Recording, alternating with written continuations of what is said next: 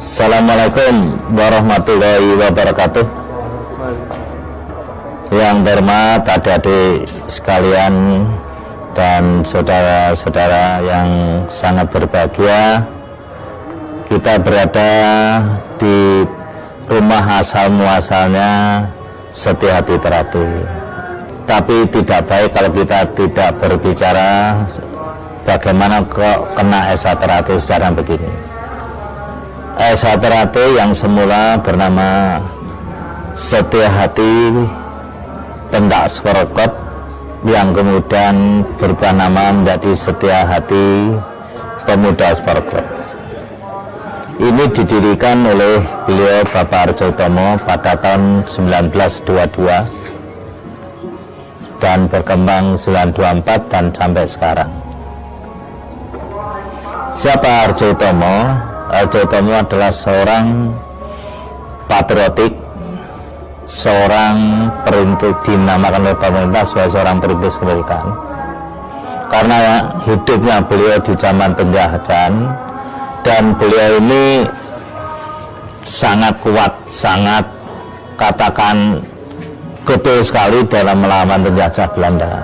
Sampai-sampai beliau bekerja itu selalu keluar karena keaktifannya melawan penjajah, sehingga beliau ini sering keluar masuk penjara. Mau di penjara selama akan dibuang ke Dipo tidak jadi, karena sudah menjalani di penjara itu sudah ada 3 tahun. Mulai tahun 25 terus beliau itu keluar masuk penjara, sehingga latihan-latihan Esa Terapi seringkali diteruskan oleh anak didiknya yang dikatakan pada saat itu ada teman-teman sahabat-sahabatnya. Itu kejadian itu. Nah, beliau ini setahun 38 sudah menderita sakit, ibaratnya sudah tidak bisa melatih, tapi anak didiknya, sahabatnya, temannya itu sangat setia dan meneruskan pendidikan itu. Tahun 42 waktu Jepang masuk, maka Esa Terapi disepakati di dalam katakan itu musyawarah bersama-sama kadang-kadang Esa Terapi kala itu, atas usul yang namanya Suratmo Surangpati, tokoh Indonesia Muda, mengusulkan SAPSC, Esa Pemuda Sporokot, dirubah namanya menjadi Setia Hati Terapi. Esa Terapi itu mulai tahun 53 setelah tidak teguran, akhirnya menjadi organisasi persaudaraan. Jadi Esa Terapi itu bertumpu pada paseduluran.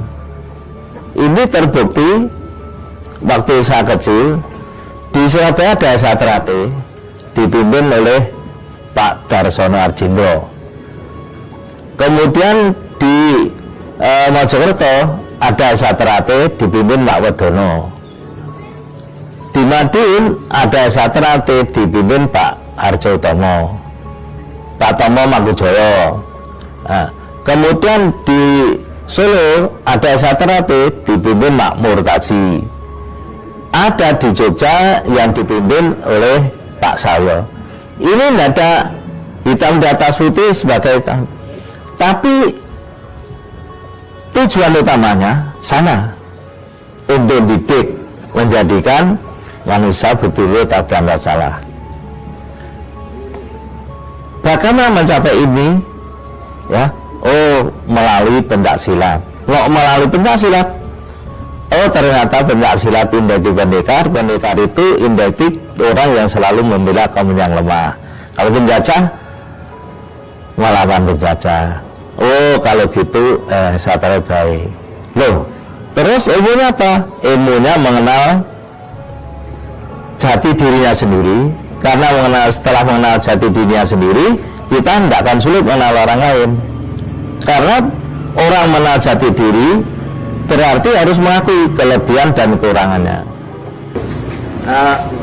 Berarti persaudaraan itu menjadi rangkaian antara Satrate sebagai cabang. Iya, hubungannya.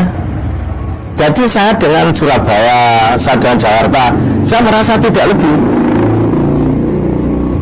Hanya ada rasa saling menghormati. Kelebihan bagaimana? Belum tentu. Yang Jakarta itu lebih rendah. Nah, itu perguruan. Kita bukan perguruan. Kita senang.